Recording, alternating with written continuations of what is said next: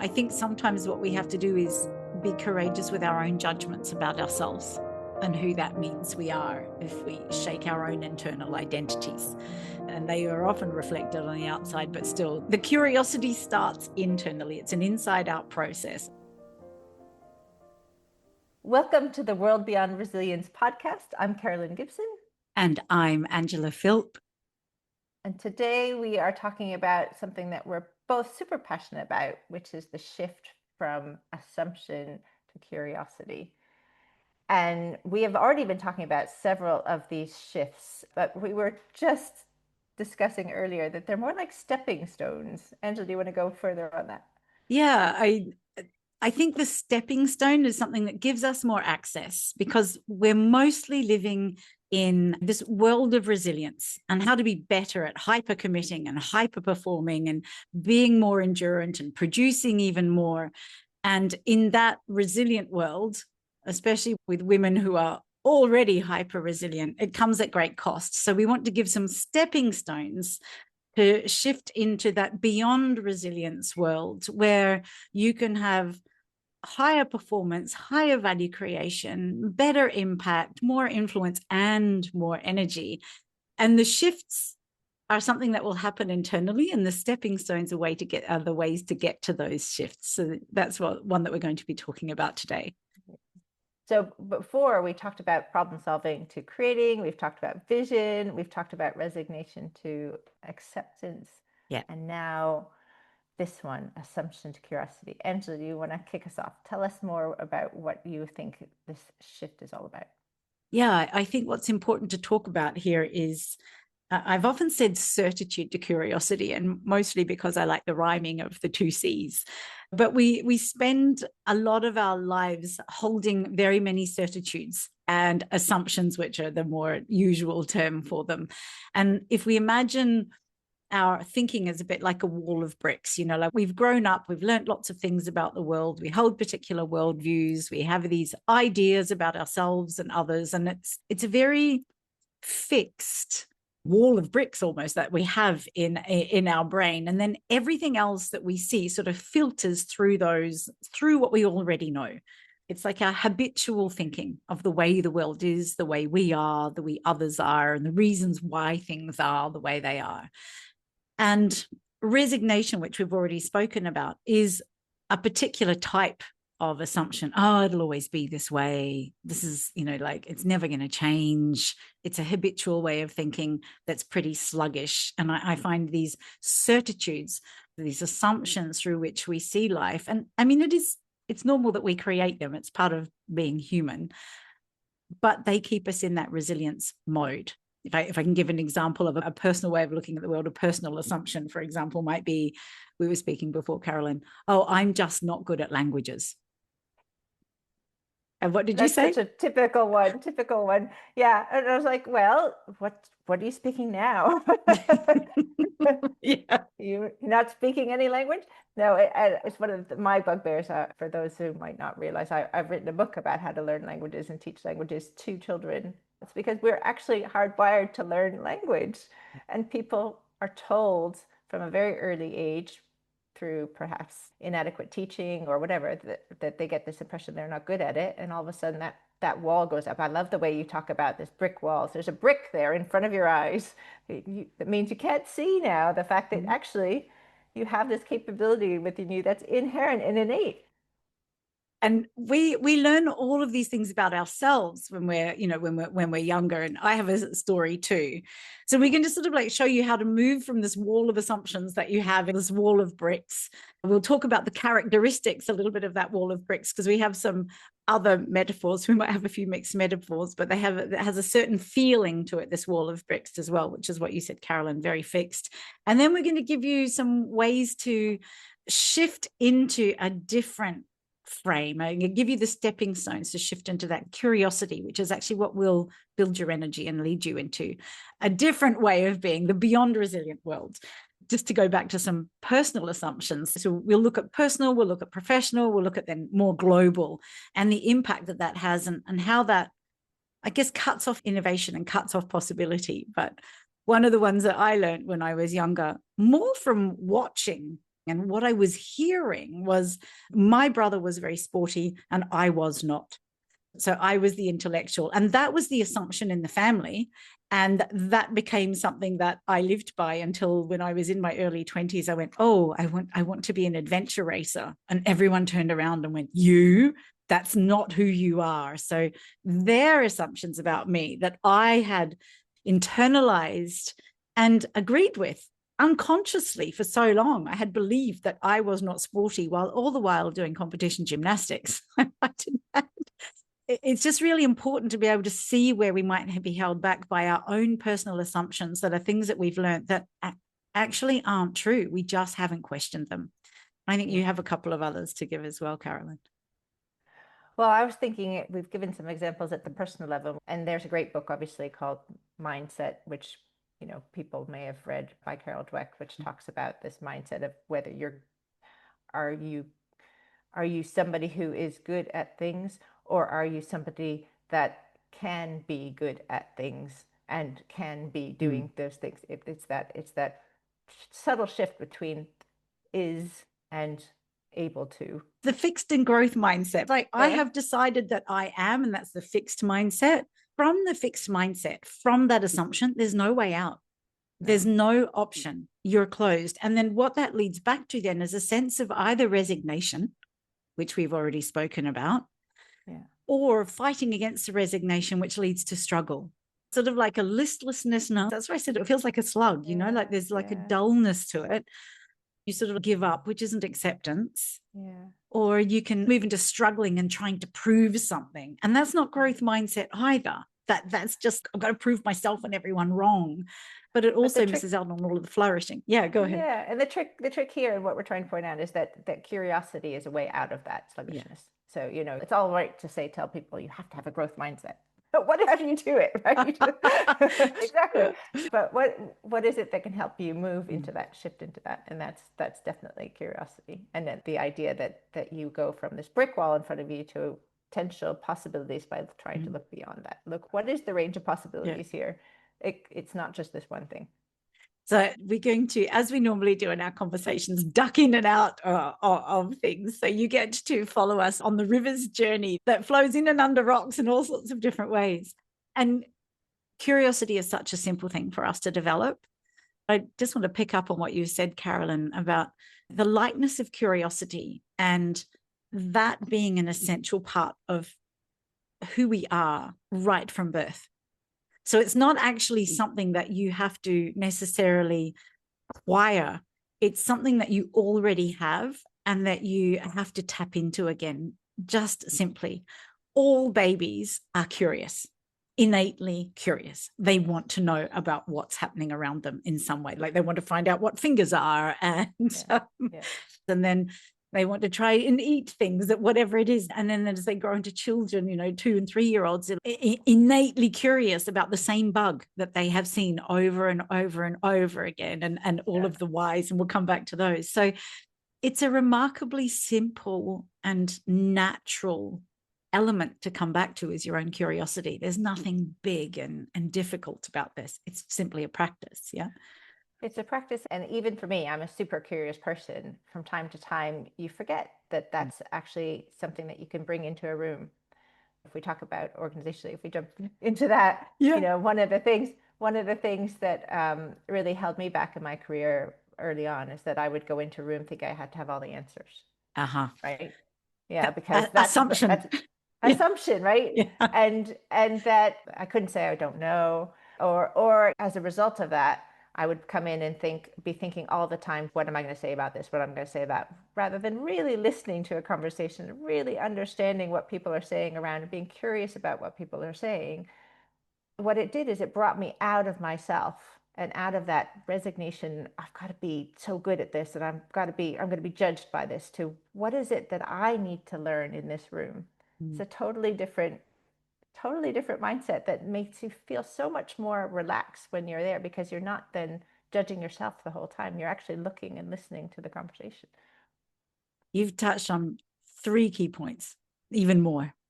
One of the first thing I noticed is it's like a double certitude, a double assumption. The first underlying assumption is you have to know everything. Yeah. So that often fuels what I see in leaders very often is it's an underlying current of I have to know it all and know everything and be really good at it and be the most brilliant in the room. And then the second assumption that you were talking about is that when you know everything, then everything will be all right and it will work the right way. And it completely operates over the top of a lack of real, like you were just saying, real presence. The presence of being is what is needed in the moment in the room. And so it cuts off any relational capacity that you or anybody else can really have too, because you're so busy, like you're saying, being the wall of bricks. The global assumption is we all have to know everything, which doesn't allow for any innovation and any, what I was hearing you say, any true connection in that moment either. And I've had those meetings as well, where as all people know what's going to be talked about. It's all pre-scripted, and there's actually no real conversation that happens in the room. It's so weird. Yeah. And that's the dullness I'm talking about, right? It's just, I get these images in my mind of it, just like almost of like robots in a way. And again, there's no real life. There's no spontaneity and possibility of anything new coming out that you didn't imagine because, like you said, it's already prescribed. And I see this in the professional context quite often with like general beliefs and assumptions. Like if I work hard, sort of links a little bit back to what you've just said. If I work hard, then I'll be promoted. If I work hard, then I'll be noticed. I have a really good story on that, which is like when I first started consulting in the consulting world, I was senior manager or something like that. And I didn't really understand how it worked. So I actually went to the head of the department and said, listen, can we have a conversation once a month? I really don't understand what I'm supposed to be doing to help this. And all my colleagues were like, oh, you're ambitious. Not said with a very, that kind of weird, ambitious. And I was like, but how are you supposed to know unless you ask? And how are they supposed to give you any guidance if you don't actually give them a chance to give you guidance? And I was like so surprised that people didn't do this, right? So there was a really active like, no, we've got to keep our head below the parapet and do our work, and then people will notice us. Right, and do as we're told. The sort of the good girl syndrome or the good boy syndrome as well. And also then just assuming that when you use your curiosity, how I think it's important to say this, it won't always be, as you've just shown, welcomed. When we do be curious, sometimes that will shake somebody else's assumptions. And those assumptions, which are very often unconscious, if I sort of came to you or came to them and said, oh, you're just acting like a good girl, I would probably be met with, no, that's not true. This is just the way things are done. But we can know that our assumptions, our unconscious assumptions become conscious when we start defending them and we start judging other people for not acting in alignment with the assumptions that we already have. So and you have this great example of women that you were coaching in an organization, right, who had these very strong assumptions too. Yes. Right? Well, it was a talent acceleration program, a leadership acceleration. And they had been told, as everybody is told, that mobility is like every 2 years minimum. So once you're in a post or in a job function, then you've got to stay there for 2 years before you can move. And of course, they were in this leadership program specifically to accelerate them out of that 2-year time scale, if you like, or limit. And they still held it really clearly in their minds. So the question was, what would you really love to be doing? Where do you see yourself, of course, in 5 years, 2 years, 1 year, or whatever? But when we got to what have you done to move beyond where you are now? It's like, oh, well, we can't. We have to wait for 2 years. Have you asked? No, we have to wait for 2 years. So we pushed until I was like, right, we'll challenge you. We're challenging you. Go and see if that's true. And of course, every single one of them shifted in less than 2 years into a higher, level of operational leadership. But it was funny how resistant they were to actually getting curious about this because I already know. That's the I already know, I've been told. And of course, there's an underlying I'm right. And technically that might be true, but it's really important, like you just illustrated in your example, Carolyn, to get curious. But also, like what you're also pointing out is there's a little bit of a fear of challenging the system, right? And we all have that. Is that if the system might be explicit in your case or implicit in my case, you don't, Yeah. but you have this assumption in your mind that the system works in a particular way, and it's sometimes really hard to get up the courage to do something like this. And this is where curiosity comes in, because you're not going in it to fight the system, or Well, you don't have to anyway. punch somebody in the eye or something like that. You're going in it because you're curious about whether what your assumptions are right or not, and if you can do something differently and what the possibilities are. That's so important what you've just said, that I want to come back to something I used to say: curiosity and fear don't ride the same horse. And it sometimes takes courage to be curious, but in fact, sometimes it just takes curiosity to be curious. I think sometimes what we have to do is be courageous with our own judgments about ourselves and who that means we are if we shake our own internal identities. And they are often reflected on the outside, but still the curiosity starts internally. It's an inside out process. Oh, that's interesting. Why am I judging myself for this? Why do I think that would happen? What else might be possible? What would I really like? These are the sorts of questions that we can ask ourselves and take it on as a practice. This is not something to get right. It's something to lean into as a way of bringing more energy, opening more possibility, feeling more aliveness, creating more connection, rather than being stuck in the rut of, well, that's my lot, or this is the way it is, which you then have to be in that fight against once again. Yeah. So personally, you need to have that in you. And then organizationally, I think there's another level of trying to encourage that as leaders in your own organization. There's the classic 5 whys thing that could have been written by toddlers, right? like Why? when you come across a problem, don't just assume that the first answer you get to the problem is the right and the only answer. What are the other possible reasons why you're having this problem? And keep asking at each level, when you get to that, is that the root cause? Why is this happening? Why is this happening? Why is this other thing happening? And then you can start to see all the possibilities of how to solve the problem. Whereas if you only come across that same one answer every time, it's the fault of HR. That's an easy one. Or you had one as well before. We were talking about going into a meeting and then asking everybody, does anybody disagree with what I, with this proposal? And they're talking about the disagreement and nobody raises their hand. And the first thing you do is assume agreement in that case. And you might want to go to your 5 whys there already. Why is nobody raising their hand? You definitely want to do that. But you also have different techniques, right? So instead of saying, does everybody agree or does everybody disagree? You can say, give us a 1 to 10 about how you feel about this particular decision. And then they have the possibility then to understand why when somebody says 10 or somebody says 1, what their concerns are, and that opens up again possibilities of a better solution or a better decision. That's a great one for bringing your curiosity and bringing also the group's curiosity within a team meeting. I was also thinking of just sometimes the whys within ourselves as well. Like, how come I just went to that immediate straight line of everybody agrees? And am I doing this everywhere all the time? I think some leaders could be a lot more self-aware about their own inner assumptions, and their 5 whys they can apply to themselves first, and then they can start applying, like you were saying, it's the fault of HR. Why, Carolyn? It's the fault of HR. It's always HR. And then we also had a conversation about how this affects the way we treat our planet and the people around us in our communities, right?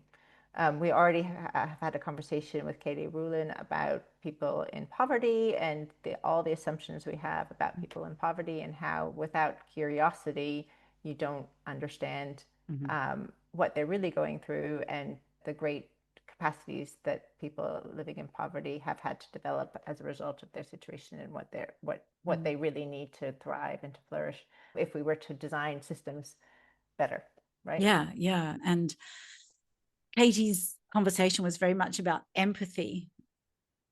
And empathy requires you to feel your heart, but it also requires some form of curiosity about others, their situations. So I think, again, there's a systemic curiosity to have rather than that simple straight line. That's just the way things are.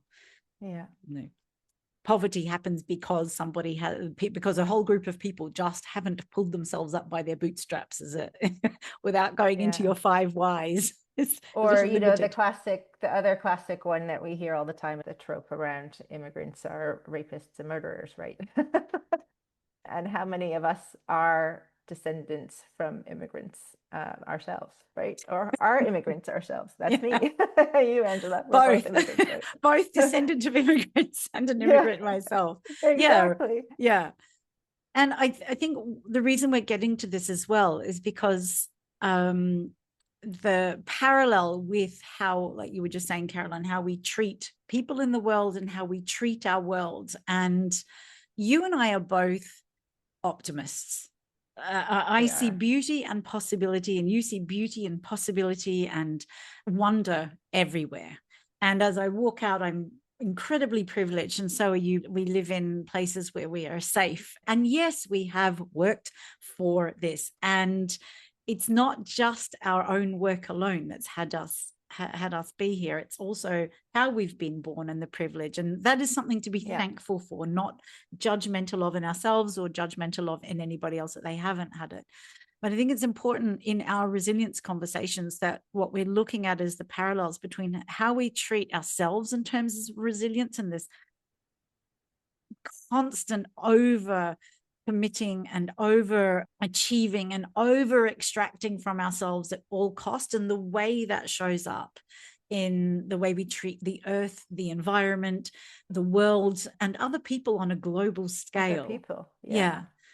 So that's why we're weaving all of this into the conversation, and we want you to think about this as well, and how this practice of curiosity, shifting from assumption to curiosity, will have an impact in your own life and on your own experience and energy and impact, but also how, if you saw that amplified in the world, that might create change in a whole other way.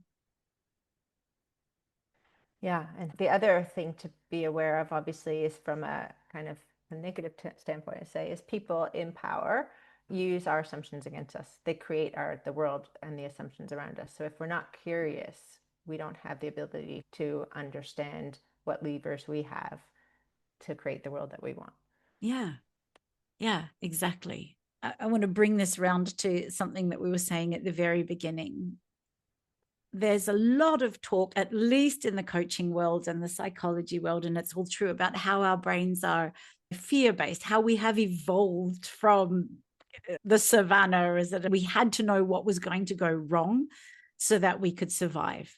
And so talk is about how our brains have evolved for our survival, totally unrefutable evidence. And our brains have evolved with curiosity and creativity. And that has actually what has helped us to flourish. And leadership in general, there are, of course, some notable exceptions, but what we see in leadership in the world right now is very fear-based. And it preys on the survival resilience aspect of our human evolution. We really need to be more evolved now and look at the other ways that our brain can create. And I think that's the point of this as well. And curiosity is the way there. And curiosity is as natural as breathing. And it's a lot more fun. And it's a lot more fun. And it gives you a lot more energy, and it creates a lot more connection. Everything you ever want will come from curiosity. Well, I hope you enjoyed this conversation. I think it's fantastic that we've been able to weave this all through, and look forward to hearing your comments. Yeah. So do send us your comments. Let's have more conversations about this. And if you want any more information about the 5 whys, or there's something called the ladder of assumptions, anything about that to help you with your assumptions and build your curiosity, get in touch. Thank you. Thank you. And that brings us to the end of another episode of the World Beyond Resilience podcast. If anything you heard today sparked an aha moment or made you think differently about resilience, please tell us about it in the comments. We'd love to hear from you. And please share it with everyone you know. For more episodes exploring how we can thrive beyond just bouncing back, follow our show on your favourite platforms. And of course, we have additional resources and deeper dives into all the topics we discuss on our website, which is worldbeyondresilience.com. So we absolutely love this topic, and we can see the possibility for this to create really powerful, vibrant, prosperous change in organizations and systems. So if this conversation interests you and you start to feel that spark as well, and you think it would be useful for yourself or within your organization, feel free to get in contact. So until next time, remember, there's a whole world of possibilities beyond just being resilient. Take care.